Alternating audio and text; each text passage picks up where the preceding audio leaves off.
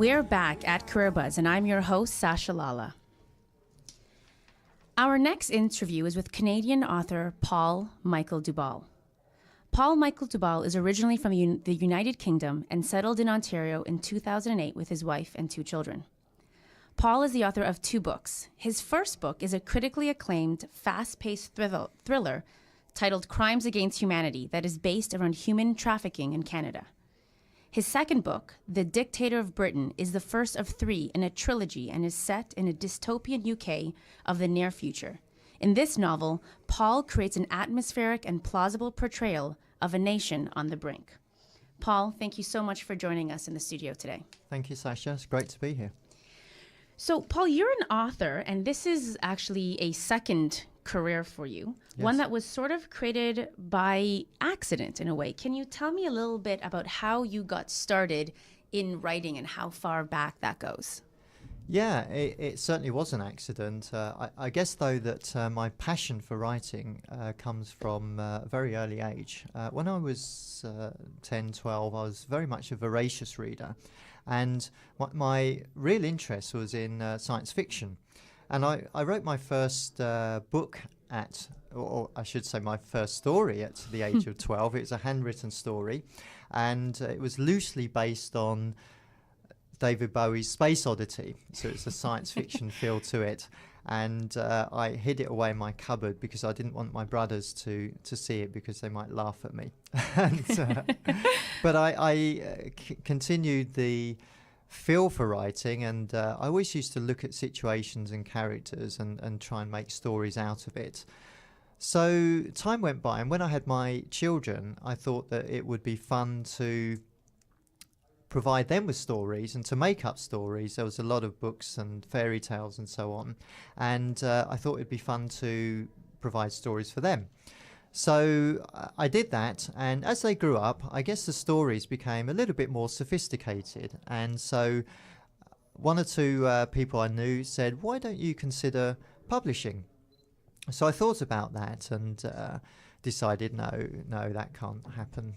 But eventually, about 5-6 years ago, I came across an idea, and I thought, what an amazing human interest story. And then it came to me that I thought I'd put it off for too long.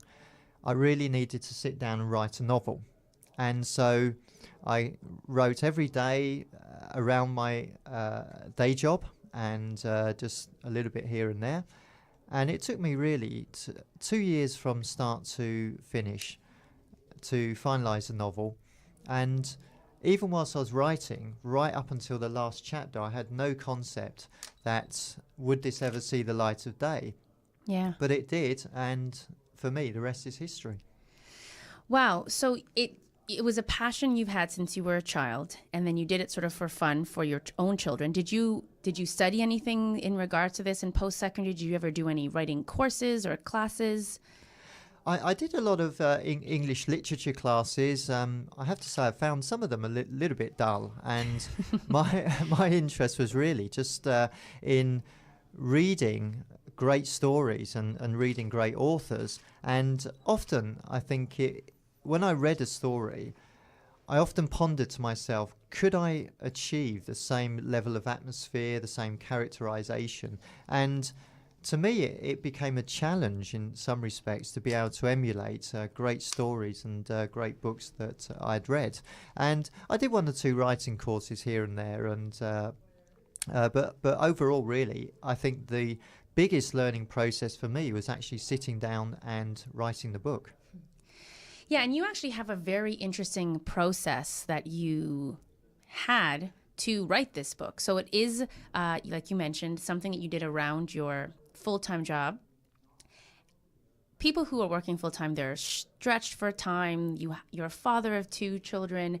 How did you create the time to write a book, or 2 books, for that matter? Yeah, that's a great question. And I think one of the main attributes one has to have as a writer in the situation that I am, when you've got a very demanding job and a demanding family life, time is at a premium, and definitely necessary to be a good time manager. But for me, the process that I developed was not to write huge chunks at a time, and that's why really it took me some time to write the book. I think it's about having a degree of patience as well. So I generally found that the best time for me to write was actually on the GO train coming into work. I live in Oakville and I work in Toronto, so I have a 40-minute journey each way. Yes. And that, for me, it allowed some great thinking time and to really sit down and write. And that was the sort of fun part. And I would see it progressing day by day and taking shape. And it was a real exciting development every single day. But yeah, I had to be a good time manager in that respect because there's so many other demands on your time. I find that so amazing that something as simple as a commute that most people complain about or wish they didn't have to do, you were able to use to not only have a passion of yours come alive, but it took you, I remember you said 2 years to write your book. And there are some people who are authors full time and it takes them that long, if not longer, to write a book. Well, that's people have different paces of writing and different styles of writing as well. And for me, that really just worked. And I have to say, though, that also both of the books that I've written and the third book I'm writing as well do take a great deal of research. One of the important things for me in the style of writing that I wanted to convey was to ensure that the books were very, very realistic and that they were plausible and that the reader could really get into it and say, yeah, you know, that is something that could really happen. So my research was often having to let the children down. I'm sorry, but Daddy's got some time in the library. Yes. And to do some research. And I think one of the very important things that I wanted to do in the book, in both books, was really just to make sure that I deeply researched it and made sure that the facts, put a creative spin on it, of course, but that they were very sort of factual in nature. And certainly the first book, in terms of the human trafficking, it's, for me, as I wrote the book, it was about conveying a message as much as being entertaining, being an entertaining read. It was also about conveying a message as well, that human trafficking is something that does happen in Canada. It's not just in faraway, far-flung places. It's happening on our doorstep. And yes, I put a creative spin on the story, of course, to build the characters. Yes. But also, when I wrote the book, I also wanted to create an awareness of something that is really a tragic situation that affects lives, not just of the victims themselves, but the victims' families as well. So that was a very, very sort of deep message. And when people read it, I certainly hope that they pick up that message. I love that. So even though it's a human interest and creative story, there's still a lot of integrity you have in regards to keeping it as closely based on what's actually happening in the world right now. Absolutely, because what I wouldn't want my readers to do is to read a story and say, well, yeah, that's a fantasy. Although I started, as I said, Sasha, in science fiction and fantasy. As the years went by, I guess I started to read more thrillers and fact-based thrillers as well. Yeah. And so that was really what I wanted to do in the stories, was to have some degree of integrity in the facts and how people sort of perceive it, to say, yeah, this is something that is happening here and now, and to really get people to sit up and take notice. And I think in the second book as well, I've really just developed that a little bit to look at the current sort of situation. It's set in my home roots again, going back to the UK, the second book, the Dictator of Britain. But to really to look at the current position and to extrapolate that into 10, 12 years in the future. What if the UK was going down this current path? What would happen? What would be the most extreme situation? And that's how I developed the idea for the second book. For the listeners who have a passion or something that they're interested in, or even a dream of becoming an author or starting writing, what would you say for you are the most important skills that you implement when creating your work or developing your story and characters? Yeah, that's a good question. I think you certainly need to believe in what you do, and it's about having confidence to be able to say, yes, I can do this. And I think also not to delay putting it off. I think there's in life there's so many distractions, there's so many reasons not to do something. And if you feel really passionate about it, whether it's writing or any other skill that you feel that you can contribute to society, I think that it's important that you don't delay doing it. As Ria mentioned, there's always going to be bumps and obstacles along the way. But my advice would be certainly follow your dream and follow your passion. And particularly for writing, I think I'm at the very, very start of what I hope will be a long journey. And one thing that I can guarantee is that I'll continue to love doing it. And for me, that's what drives me to continue to write. And whether the books are a critical success or otherwise, I think for me, if I strongly believe in what I do and what I'm writing and the message that I'm conveying, that to me is the thing that drives me, that motivates me to keep on writing. Lovely. And that actually leads into you actually answered my next question, which is what keeps you energized and engaged, which is your passion and your love of this. Yeah. Now, even though it's something you absolutely adore, everything is going to have its own fair share of challenges and bumps along the way. What would you say has been, the most challenging aspect of being an author or, having your writing be expressed? Well, yeah, Sasha, one of the things that worried me, I guess, when I was writing and putting the book out there was just the reception that I might receive from readers and the critical, perhaps the critics. I wasn't quite sure myself how I could cope with that.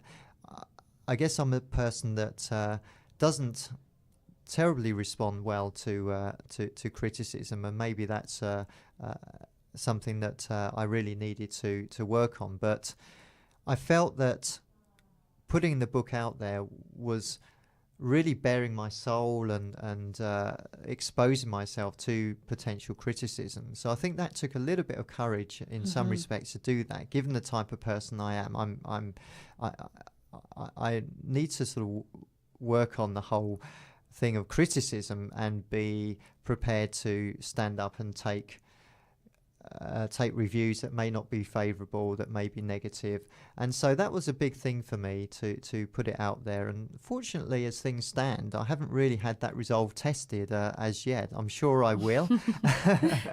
But it's just something that as an author, you have to be prepared that not everyone will like your book, and some people will be critical. I think that was one of the aspects. The other thing in terms of the actual process of writing is that once you have written a book and you finished it and the manuscript is there and you give yourself a big pat on the back that you've reached the last chapter and it's over, and then you've got to really go back and start all over again, because the process of editing and the process of reviewing drafts of the book and saying, that doesn't read terribly well, I need to change that. Right. That's obviously it's an exhaustive process, and one that requires a fair degree of discipline in some ways, because you've had the creative process, you've created the characters, you've got the story. Now it's a case of tightening it up and making it a really commercial sellable product, because often when I look back and see what I've written, did I really write that? I could say that in so many different ways, and I think that's the important thing. There is that process of doing it. What I like about the whole process of developing characters is that they become almost a life. They create a life of their own, and it's important to build three-dimensional characters, and sometimes that can be the challenge as well, to really make a character interesting, because I think that as a reader, if you can identify with the characters and relate to them, then you're going to care about what happens to those characters. So Yes. for me, the whole process, the plot is obviously very, very important, but if you can enjoy the characters and really care about what happens in them, then that is what will really drive the book forward, and get the reader picking it up in the morning and saying, I want to see what happened in the next chapter, and what happens to the hero or the heroine of the story, and indeed other characters as well, because all of my characters are deeply, deeply flawed individuals, even the good ones. And so there is that process. And for me, the challenge is also seeing about looking at life in general, looking at people, and using that experience of just going around in life and saying that person would make a great character, and just building from there. Yeah, that's an interesting point you just make. Where do you get the inspiration from your character, for your characters? Are you ever, in the grocery line and you see the person in front of you and you're like, oh, I make up an entire story about him or her, and like that would be a great character for my story? How do you get the inspiration or ideas for what their flaws are? What are their idiosyncrasies? Yeah, that's a good question, Sasha. I think you're right that observing people in the grocery line is always a good process. And every now and then I'll look up from writing on the GO train and look at my fellow commuters. But I think it's a process, really. You can have a spark from looking at someone and imagining what they might be as a person. And you're not going to know their personality, of course. You may see their physical characteristics, and that may help you to then define the type of person that they are. So when I'm writing, I think what I try to do is to develop the character over time. So I may, to introduce them, build in a couple of very small physical characteristics so that the reader gets an impression in their mind as to the type of person that they're reading about. But then as things develop, it's the character's personality is driven by the action Yes. that they are involved in. But I think the inspiration can come really from a variety of sources, even just reading about other people and both in non-fiction and fiction, and watching movies. I think it's all around us. People are all around us, Yes. and they're a great source of inspiration. Yes, I want to go back to something you said a little while ago about the process. And you said writing the book, there's the whole process of actually writing the book and actually getting it complete. And then to go back in the editing phase, which can sometimes be just as challenging and just as much work, if not more. Do you Yes. do the entire process yourself? Do you have people who, you give the book to and they look it over and they edit it, or they give you their 2 cents? Or is it all pretty much your entire point of view? Yeah, that's one thing that I initially grappled with as to when I was writing the first book, how to do that. And at first I felt, wow, this is my piece, this is my creation. I don't want anyone to review it and to change it radically. But what I did was I had the book self-published. Yes. And so I went to the publisher, iUniverse, and they have a very, very strict process of review and giving critical feedback. So that, for me, was immensely helpful. And what they also did was they provided editing in certain parts that they felt perhaps needed to be said in a slightly different way. So what they didn't do was they didn't undermine the integrity of the story, of the plot. But what they did do was they provide advice from very experienced writers as to maybe how you can develop a plot line or a story in a clearer and more concise way. And that, for me, was a valuable learning process for sure. So I think that with the self-publishing industry, there are so many opportunities now for writers to get out there and put their works into print. But one thing I would advise is that you really have to make it of a level that is really commensurate with the traditional published writings, because the books. Because if you want to compete with them, it's got to be a very, very professional product. It's got to be properly edited, Yes. and it's got to be a quality book at the end of it. So I was very, very conscious that I didn't want to compromise at all in terms of the style and quality of the writing, to make something that would really stand on its own if it were in the Chapters bookshop or when it's been sold on Amazon, for example.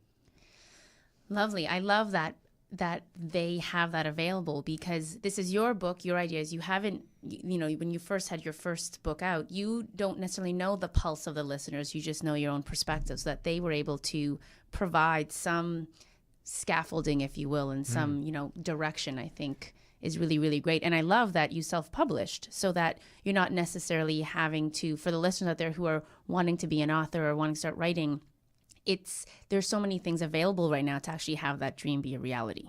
Oh, for sure. I'm a great advocate for the self-publishing industry, purely because I think that there are so many great stories that people have to tell, and the opportunity now with technology and with self-publishing, the opportunity is for people to tell their story and not to be afraid of putting it out there. And the traditional publishers, of course, they're looking for sales, and they're looking for established authors. And one of the things that I was very conscious of when I was writing the book was that as a debut author, it would be very, very difficult for me to find an agent, and also to find a publisher. And that was one of the things that when I did the research, having finalized the manuscript, it was important for me to really want to get it out there and get people to read it and be prepared for criticism and see what people thought. And for me, the self-publishing route was really the most expedient way of doing it. And for me, it's been a great process. The editing process was very valuable, and feeling when I first received the copy of my book in my hand was an amazing feeling. It's a great, great buzz. Amazing. Now, to end off, I'd love to ask you, from your personal experience, from your long history of careers, but more importantly in this career as an author, what have you learned about making career and life choices? What would you love to leave the listeners with that is your takeaway from your life thus far? Yeah, great question. Well, I think the important thing is to be passionate about what you do. And some people have said to me, well, what is the definition of success? And people value success by different measures. For me, I think that if you can do something that you're really passionate about and create the opportunity to do that, then for me that is the important thing. It's important that you follow that. Don't delay it. There's always, as I said, reasons not to do it. This is about dispelling those reasons and going ahead and doing it. And if you can wake up in the morning every day and feel excited about what it is you do, then for me that is a definition of success and happiness. And that's a wonderful thing to be able to do. So if you have a passion, if you feel passionate about something, get out and do it. Fantastic. Now, I'm sure listeners are interested and excited about finding more about you or finding out more about your books. Where can listeners find information about you or purchase your books? Well, I do have a website. It's www.paulmichaeldubal.com. That's Michael is the AE and Dubal is DUBAL.com. So paulmichaeldubal.com is my website, and my books are available also on Amazon. They're available worldwide. We've had a few sales in the UK, back in my home country, which is always great, and Amazon is the best way to find it. Also on my website, you'll find an order page, and it's available in ebook and as a hardcover, whichever people prefer. Amazing. There you have it, listeners. Two extremely passionate human beings, both doing things that they love and both committed to creating more. I'd like to thank my guests again for joining me today. Thank you, Ria Sowden, for your gracious time and personal story. And thank you, Paul Michael Dubal, for taking the time to be with us here today and inspire us with your creativity. You both have shared with us ideas and takeaways that are beneficial both to our careers and personal lives as well. You've been listening to CareerBuzz, Canada's unique radio conversation that empowers lives, enriches careers, and energizes organizations on CIUT 89.5 FM. I'm your host, Sasha Lala, and you can find out more about me at sashalala.com. The other hosts of CareerBuzz are Mark Franklin, Angela Fitzpatrick, and Leanne Sachs. If you have any comments on today's show, please email me at sashalala.com, or with questions about CareerBuzz, please email Mark Franklin at mark@careercycles.com. Big shout out to our listeners who make all of this worthwhile, and again to my guests for joining me.